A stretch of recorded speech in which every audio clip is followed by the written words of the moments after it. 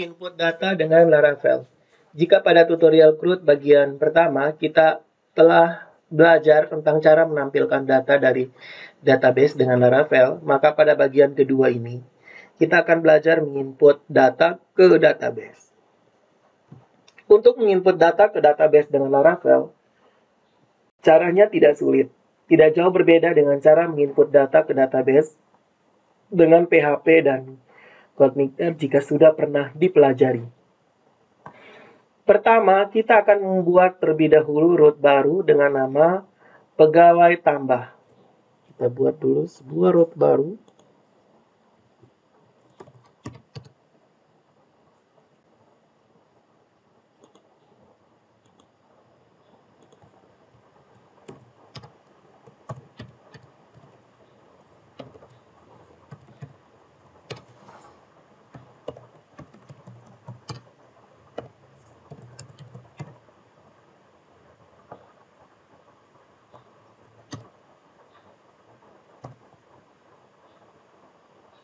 Kita ambil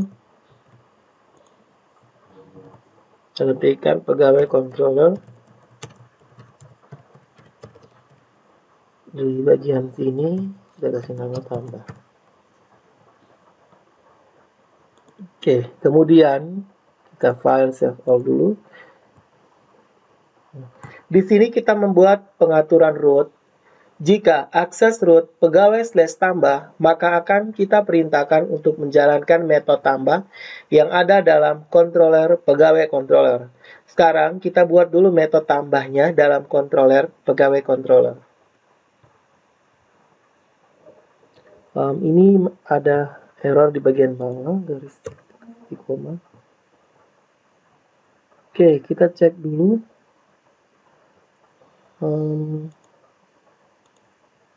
Oke, sudah hilang.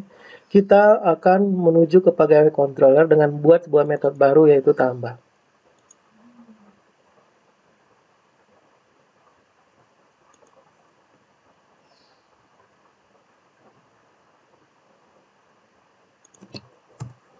Public function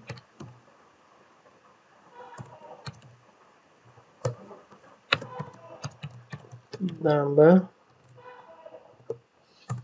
Oke, kita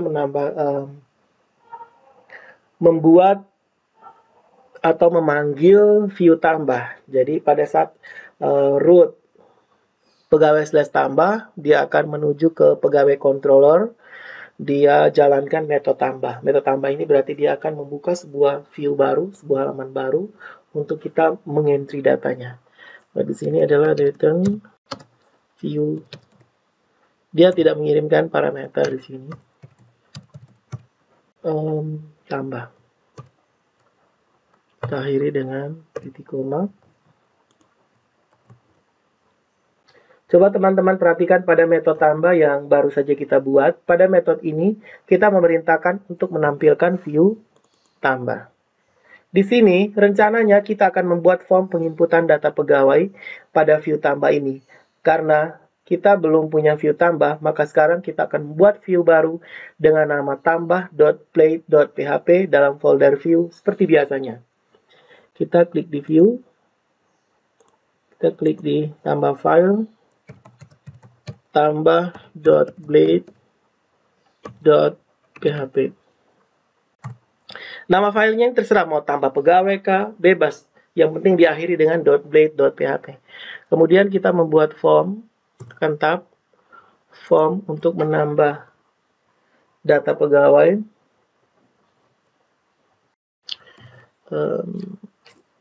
Data pegawai. Oke, kemudian kita tambahkan sebuah link untuk kembali ke halaman sebelumnya. Tab href. Halaman sebelumnya itu dia buka kembali ini. /pegawai, root /pegawai.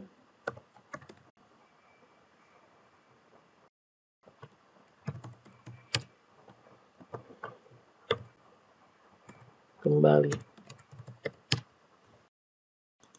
Kemudian kita membuat formnya. Form ini metodenya adalah post. Post ya berarti ada hubungan dengan request dan sebagainya. Kita ketikkan form tab actionnya. Setelah disubmit maka dia akan membuka, dia menjalankan root pegawai store.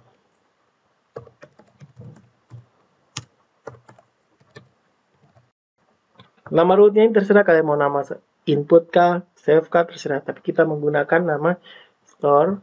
Metodenya adalah post. Seperti ini. Kemudian kita tambahkan sebuah file CSRT file CSRF field ini. Kemudian kita buat formnya.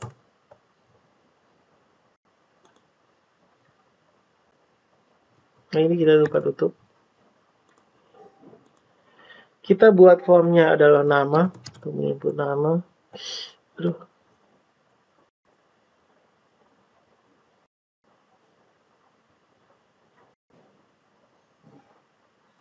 Sabar, Ctrl Z dulu. Oke. Nama titik 2. Tambahkan input. Name-nya kita pakai nama. Tipenya teks.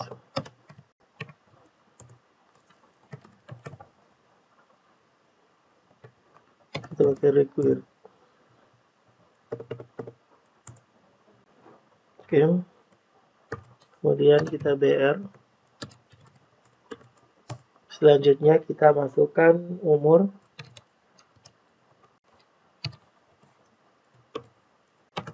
Input. Name-nya umur. Type. Kalau sudah muncul begini langsung tekan tab. Nah, dia langsung ketik. Saya pakai in. Require. Tekan tab. Nah, biar cepat tambahkan BR. Enter lagi. Selanjutnya adalah alamat. Alamat ini kita pakai text area. Alamat titik 2. Text area tab. Name-nya alamat. Tipenya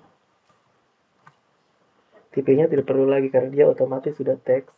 Kemudian require. Nah, tutup terakhir dengan text area. Kemudian ada satu tombol. Di sini nama, umur, alamat ya. Tambahkan satu tombol lagi. Tipenya adalah submit.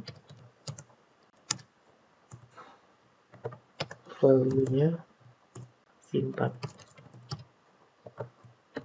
Seperti ini. Kemudian kita akhiri dengan form untuk tutup. Nah, jadinya seperti ini. Oke. Pastikan lagi pada view tambah.blade.php yang kita buat di atas. Untuk action formnya kita buat diarahkan ke root pegawai store. Nah, actionnya jika kita klik submit, maka dia akan menuju ke pegawai store dan dia mengirimkan data-data ini, nama, umur, alamat. Karena kita ingin nanti root pegawai store yang akan menangani pemrosesan data yang diinput agar bisa diolah oleh controller. Di dalam form kita juga telah membuat beberapa form inputan, yaitu ada nama, jabatan, umur, dan alamat. Nama, jabatan, umur, dan alamat. Jabatan ini belum. Kita tambahkan. Jabatan.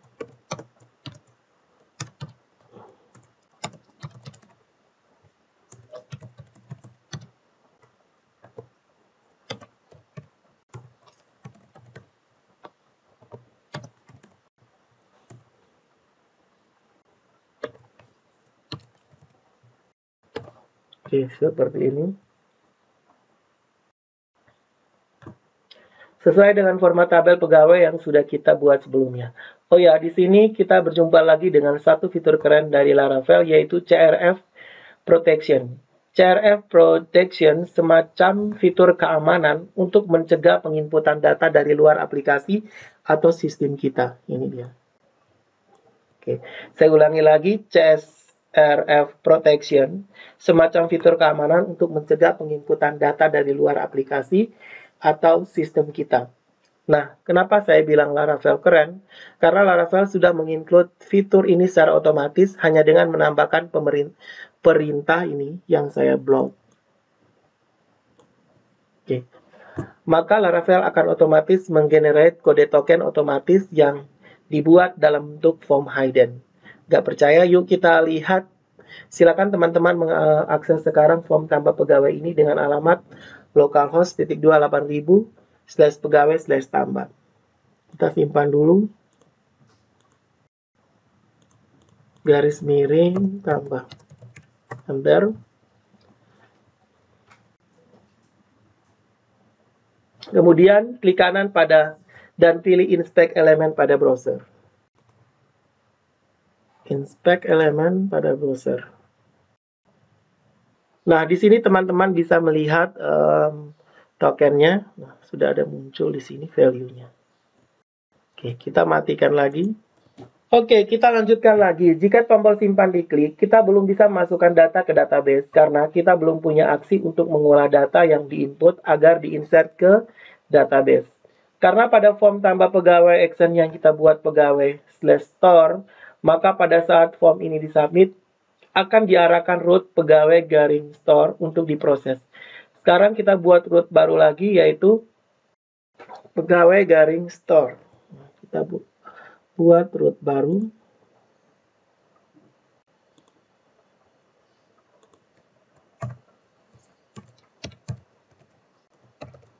Kita pakai post.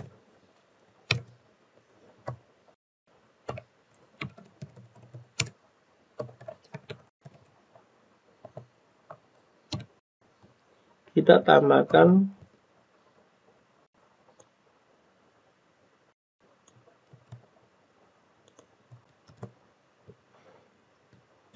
pegawai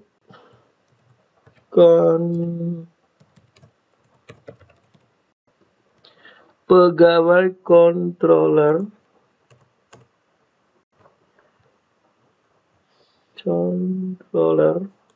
add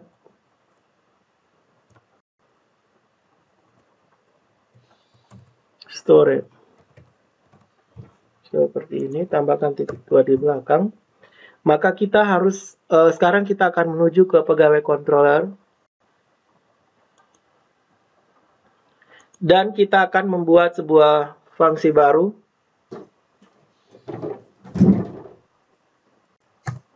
Public function store buka kurung.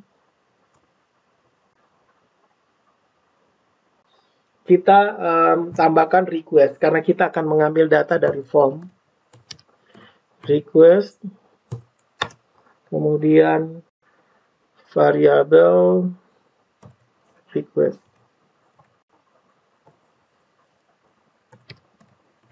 Seperti ini.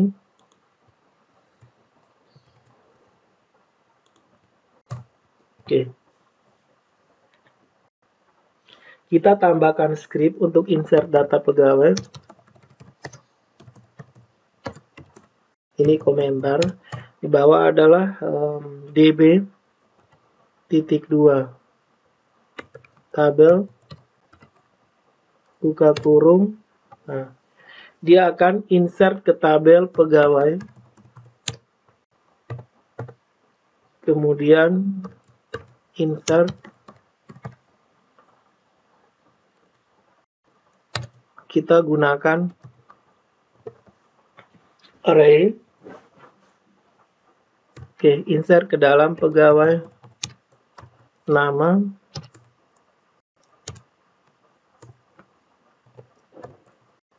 Dengan field di bagian tambah .blade ini nama harus sama ya. Oke, koma, kita enter lagi. Belakang sini kita tambahkan titik 2. Pegawai jabatan. Oke, dia menuju ke jabatan, koma, pegawai umur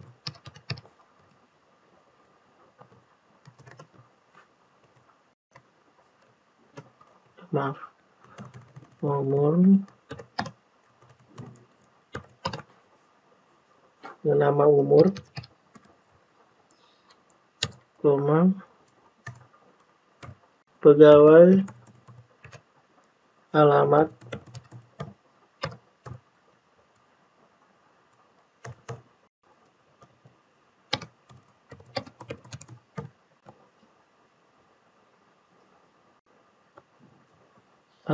seperti ini.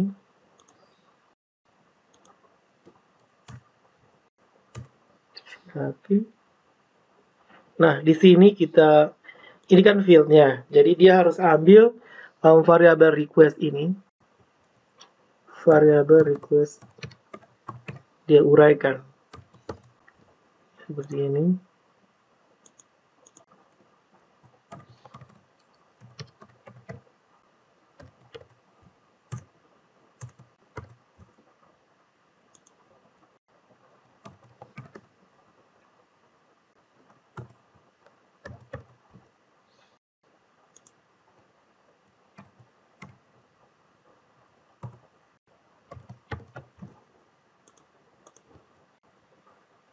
Kemudian setelah fungsi insertnya berhasil, dia akan alihkan halaman pegawai dengan return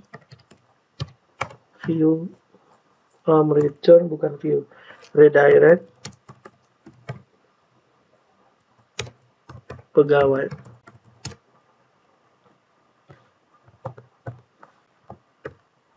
Dia kembali ke pegawai. Perhatikan pada method store di layar, method store bagian ini.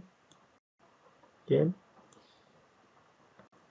Di sini kita menangkap data yang dikirim dari form tambah pegawai.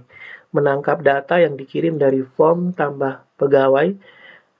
Ketika klik disimpan, datanya akan dikirim menuju ke pegawai store. Cara menangkapnya itu, di sini kita menangkap datanya di dalam parameter fungsi store. Kita beri keterangan request, diikuti dengan nama variabel yang ingin kita jadikan sebagai penyimpanan data yang dikirim ke form, yaitu variabel request. Kemudian, tinggal kita insert datanya ke tabel pegawai dengan menggunakan query builder Laravel, yaitu insert data. Nah, ini query builder untuk insert data di Laravel, yaitu insert pegawai, value, nama pegawai sama dengan nama, koma, pegawai jabatan sama dengan jabatan, pegawai umur sama dengan umur, dan pegawai alamat sama dengan alamat. Nah, ini dia uraikan. Jadi dia sudah menangkap data yang diinput di depan di form tambah, disimpan ke dalam folder request, kemudian diuraikan masing-masing sesuai dengan nama dari setiap input. Jadi ada nama, ada jabatan, umur, alamat. Itu harus sama dengan di sini. Nama, jabatan, umur, alamat. Sementara ini merupakan kolom-kolom yang ada di tabel. Fungsi tabel untuk memberitahukan nama tabel yang akan digunakan. Ini fungsi tabel. Untuk memberitahukan nama tabel yang akan digunakan. Fungsi insert bertujuan untuk apa? Bertujuan untuk menginsert data dan menetapkan data apa saja yang ingin diinsert. Jadi query builder di atas sama saja seperti insert into pegawai, pegawai nama, pegawai jabatan, pegawai umur, pegawai alamat, values, nama, koma, jabatan, koma, umur, koma, alamat. Seperti itu. Dan bagian paling terakhir yang kita input datanya ke tabel pegawai, maka kita perintahkan untuk mengalihkan halaman kembali ke halaman pegawai atau ke root pegawai. Ini setelah datanya berhasil disimpan, maka dia akan return atau kembalikan ke root pegawai. Sekarang coba kita jalankan dan klik tambah pegawai baru.